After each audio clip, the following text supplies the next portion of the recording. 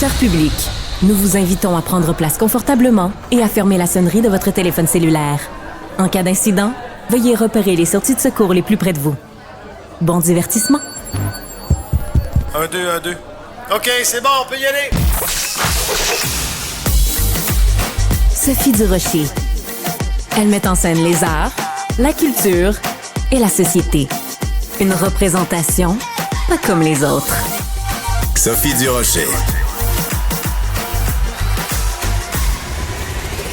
Bonjour tout le monde, merci d'avoir choisi Cube aujourd'hui en ce 1er avril. Moi, ça m'inquiète tout le temps d'animer un 1er avril parce que j'ai toujours peur qu'il y ait des collègues qui me fassent des blagues, qui me fassent des acraires, comme on dit. Toi, Cybèle, est-ce que ça te stresse d'être là un 1er avril? Ben, moi, ce matin, j'ai pogné à un poisson d'avril de la part du Parti populaire du Canada. Maxime Bernier, qu'est-ce qu'il a dit? Ben, il a fait une publication en disant qu'il s'était joint au Parti conservateur, en disant finalement, nous allons allier nos forces.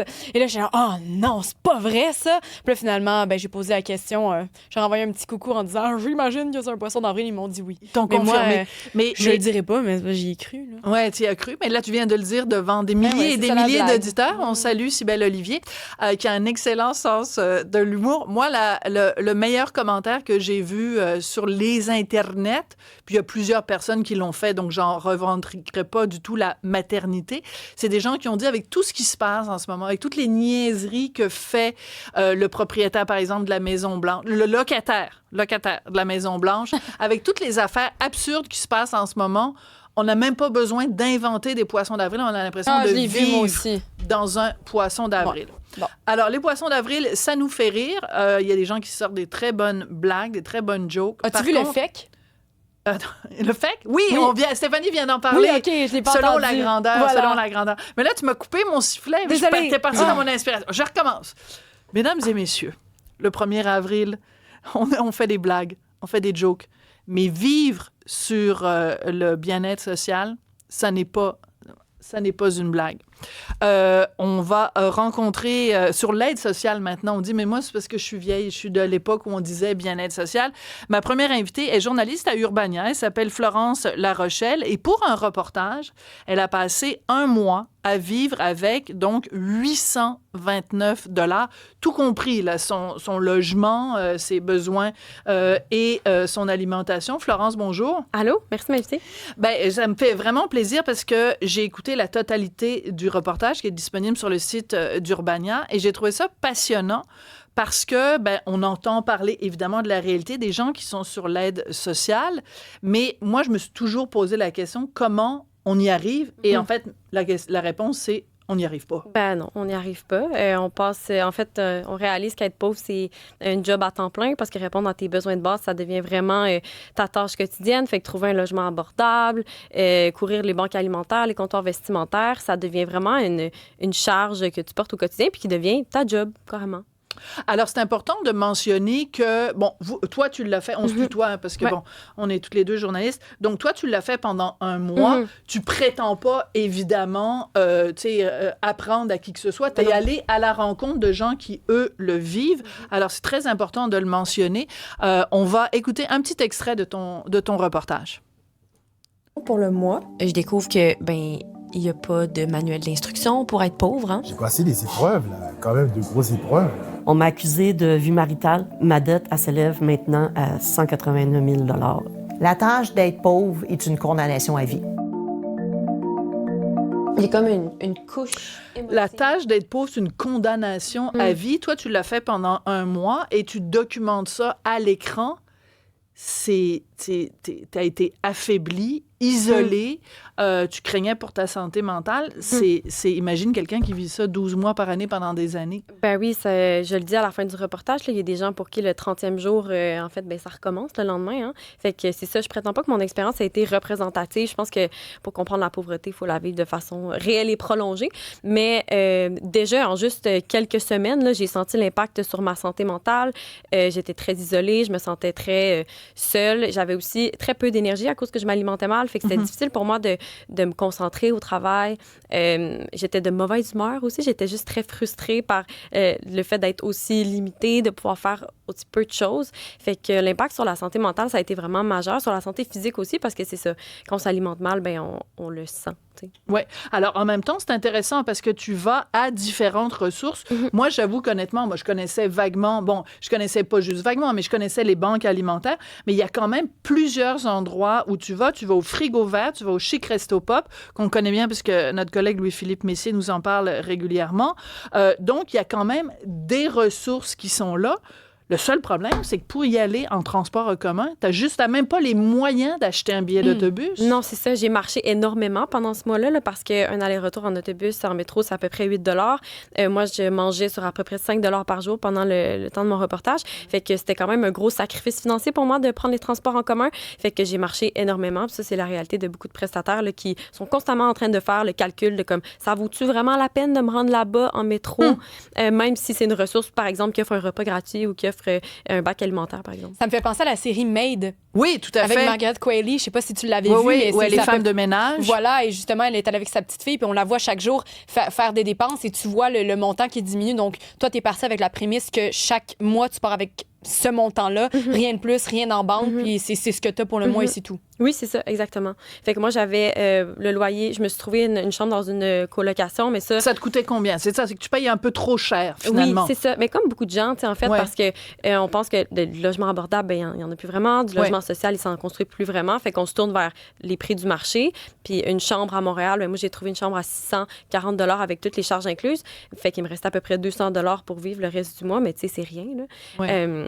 Fait que c'est ça. Puis il faut aussi savoir que la majorité des prestataires de l'aide sociale, en fait, ils vivent seuls. Fait qu'imaginez-vous, vous loger, vous nourrir, vous vêtir sur 829 et vivre seuls. Voilà. Ils vivent seuls parce que parce que la dame qu'on a entendue dans ton reportage, quand on est trouvé coupable de vie maritale, ben là, on est poursuivi par l'aide sociale. C'est-à-dire qu'en fait, on doit rembourser des montants parce que tu ne peux pas. Ben, c'est-à-dire qu'en fait, c'est que tu peux pas, si tu es le soutien de quelqu'un et quelqu'un est ton soutien, ben pourquoi le gouvernement te donnerait 829 par mois?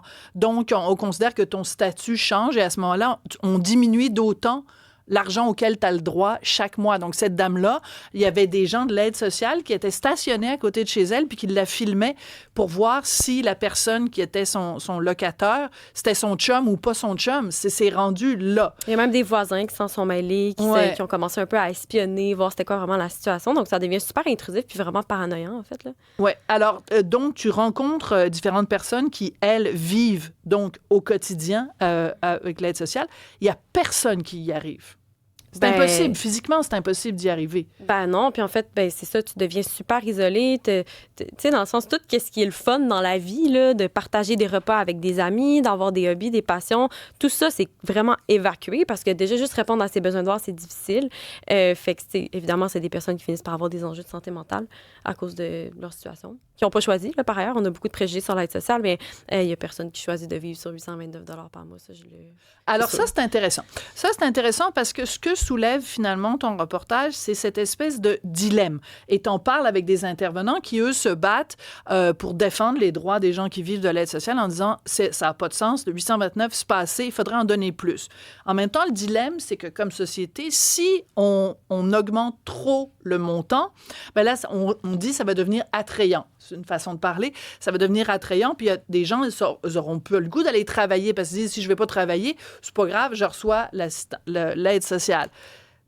Mais en même temps, tu as un intervenant qui dit, ben voyons, non, c'est de la bullshit, là, ça tient pas debout, cette affaire-là. Oui, c'est ça. Moi, j'ai parlé avec Serge Petitclerc du collectif pour un Québec sans pauvreté. Puis lui, il est très au fait de toutes les études sur le revenu minimum garanti, par exemple. Puis ça a été observé partout que c'est pas vrai que quand tu augmentes le revenu des gens, les gens ne travaillent pas. Au contraire, c'est parce que quand ton revenu est trop insuffisant, en fait, le système finit par t'aspirer vers le fond parce que quand tu peux pas répondre à tes besoins de base, tu peux pas faire des démarches pour retourner vers l'emploi, pour retourner aux études, pour t'impliquer dans la société, tu sais. Fait que augmenter le revenu des prestataires, au final, c'est ça qui leur donnerait un vrai coup de main pour se réintégrer. Tu sais. Oui, parce que c'est pour ça que c'est intéressant que toi, tu l'aies vécu de l'intérieur, même si c'est juste un mois. C'est qu'à se nourrir à 5 par jour, c'est sûr que tu n'as pas suffisamment de bonnes protéines, tu manges pas nécessairement, tu as faim tout le temps. Donc, c'est sûr que tu n'as pas l'espace mental pour faire des démarches.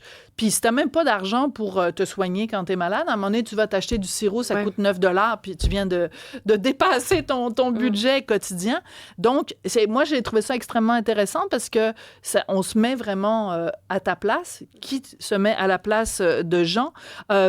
Chantal Rouleau, qui est la ministre qui est responsable de l'aide sociale, t'as accordé une entrevue. Ça, c'était quand même surprenant. Oui, c'est ça. Elle a accepté. Elle est venue dans nos bureaux, en fait. Puis en fait, on s'est rencontrés au lendemain de la fin de mon expérience. Fait que c'était comme le 31e jour. Moi, je venais juste de... Tu sais, c'est ça. Je concluais mon expérience. Je pensais beaucoup à ce que j'avais vécu. J'étais encore un petit peu sur le coup de l'émotion parce que c'est sûr, ça m'a beaucoup affectée émotionnellement, tout ça. Là, puis de parler aux prestataires puis de le vivre. Fait qu'on a parlé de la réforme, en fait, le projet de loi 71 qui a été déposé puis adopté à l'automne. Oui. C'est-à-dire qu'elle, ce qu'elle dit, c'est, toi, tu lui demandes pourquoi vous augmentez pas ça, parce que 829, ça n'a pas de sens. Elle dit, on l'a déjà augmenté de 25 % mais à un moment donné, on ne peut pas non plus l'augmenter sans cesse.